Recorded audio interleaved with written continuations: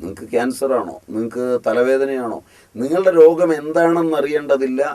ഞങ്ങളുടെ ഈ ക്യാപ്സ്യൂൾ 30,000 രൂപയുടെ മേടിച്ച് കഴിച്ചാൽ നിങ്ങളുടെ രോഗം എന്തായിരുന്നാലും മാറും. കൂട്ടത്തിൽ നിങ്ങൾ കഴിക്കുന്ന ഔഷധങ്ങൾ ആയുർവേദമായാലും ഹോമിയോപ്പതി ആയാലും ആധുനിക വൈദ്യമായാലും അത് കഴിക്കുകയും ചെയ്യാം. സോ ഇതൊരു ഫുഡ് സപ്ലിമെൻ്റ് മാത്രമാണ്. ഇങ്ങനെയൊക്കെ കേട്ടിട്ടുണ്ട്, പരസ്യം ഉണ്ട് സ്വാമിജി. ഇതിൻ്റെയൊക്കെ കച്ചവടക്കാർ നാട്ടിൽ ധാരാളമുണ്ട്. അങ്ങനെ മണിച്ചതിനേക്കാൾ വേഗത്തിൽ കോടീശ്വരന്മാരായവർ നമ്മുടെ നാട്ടിൽ ഇഷ്ടം പോലുണ്ട്. ഇതൊക്കെ വാങ്ങിക്കഴിക്കുമ്പോൾ, എൻ്റെ കുഞ്ഞിന് വാങ്ങിക്കൊടുക്കുമ്പോൾ ഏതെങ്കിലും അച്ഛനും അമ്മയും ഇതിൻ്റെ വിപത്തിനെക്കുറിച്ച് ചിന്തിക്കുന്നതായി കണ്ടിട്ടുണ്ടോ? എവിടെ നിന്നെങ്കിലും വലിയൊരു സിറ്റിയിലേക്ക് വന്നു ചാടുമ്പോൾ കാണുന്ന ഇതെല്ലാം കൈത്തലത്തിൽ വാങ്ങി കെട്ടുകണക്കിന് സാധനവുമായി വന്ന് ഇതെല്ലാം വയസ്സായ തന്തയെയും തള്ളയെയും കഴിപ്പിച്ച് അവരുടെ ജനിതകങ്ങളിൽ വരെ വിസ്മയ കാഴ്ചകൾ ഉണ്ടാക്കുന്ന മക്കളെ കൊണ്ട് നാം നിറഞ്ഞിരിക്കുന്നു. കൃത്യതയോടുകൂടി ആധുനിക ശാസ്ത്രത്തിൻ്റെ വെളിച്ചത്തിൽ കണ്ടെത്തിയ രോഗങ്ങൾക്ക് കൃത്യമായ ഇൻവൈവോ സ്റ്റഡിയും ഇൻവിട്രോ സ്റ്റഡിയും നടത്തി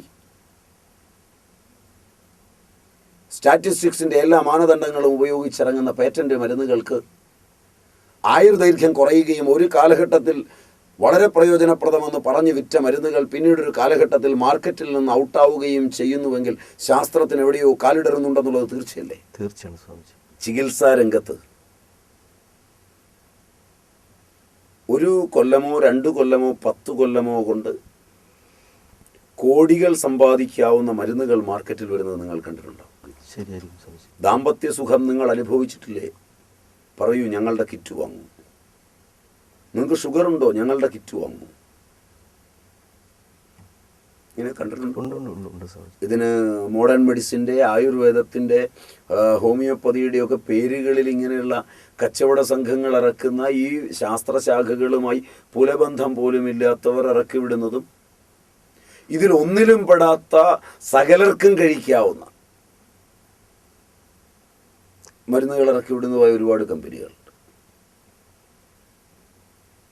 നിങ്ങൾക്ക് ക്യാൻസറാണോ, നിങ്ങൾക്ക് തലവേദനയാണോ, നിങ്ങളുടെ രോഗം എന്താണെന്ന് അറിയേണ്ടതില്ല.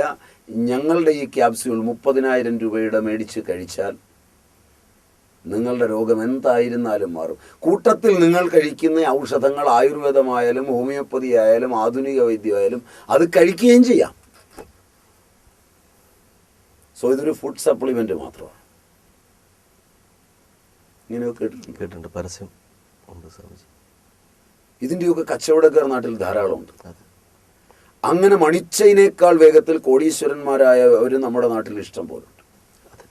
ശാസ്ത്രീയമായി ഇതൊക്കെ പഠിക്കുവാൻ നമുക്ക് മാനദണ്ഡങ്ങൾ ഇന്നുണ്ടോ ഇത്രയും പുരോഗമിച്ച ഒരു രാജ്യത്തിന്?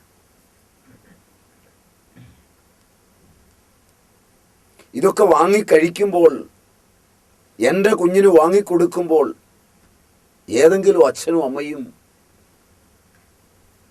ഇതിൻ്റെ വിപത്തിനെക്കുറിച്ച് ചിന്തിക്കുന്നതായി കണ്ടിട്ടുണ്ടോ?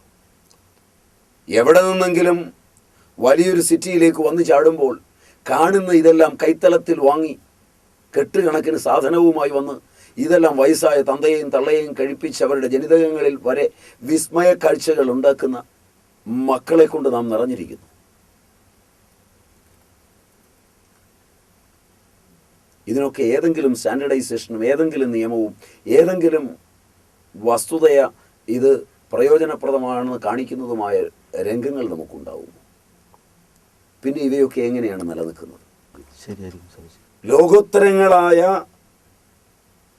പിശകുര പ്രമാണിമാർ കൃത്യതയോടുകൂടി ആധുനിക ശാസ്ത്രത്തിൻ്റെ വെളിച്ചത്തിൽ കണ്ടെത്തിയ രോഗങ്ങൾക്ക് കൃത്യമായ ഇൻവൈവോ സ്റ്റഡിയും ഇൻവിട്രോ സ്റ്റഡിയും നടത്തി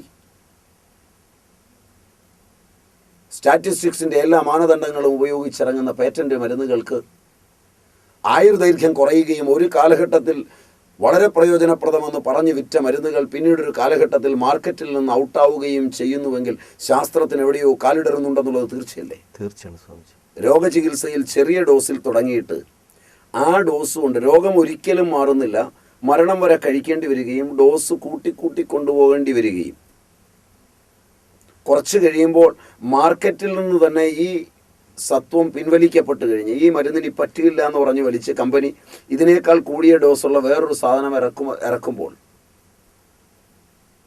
പഴയതിപ്പോൾ കിട്ടാനില്ല, അതിനുവേണ്ടി വേവലാതിയോടെ മദ്യമന്വേഷിച്ച് നടക്കുന്ന പോലെ നടക്കുകയും അത് നിരോധിച്ചിരിക്കുന്നു, അത് തടഞ്ഞിരിക്കുന്നു, ഇനി മേടിക്കാൻ പറ്റില്ല, ഡ്രഗ് കൺട്രോളിൽ നിന്ന് ഉത്തരവിറങ്ങിയിരിക്കുന്നു, ഇപ്പോൾ പുതിയ സാധനം അതിന് പകരം വന്നിട്ടുണ്ട്, അത് മേടിച്ചോളൂ എന്ന് പറഞ്ഞ് എഴുതി കൊടുക്കുന്നതൊക്കെ കേട്ടുകേൾവികളെങ്കിലുമായി.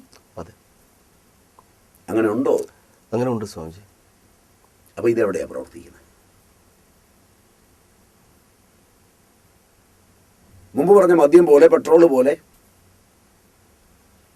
മതം പോലെ, സാമൂഹിക അനുഷ്ഠാനം പോലെ, സെക്സ് പോലെ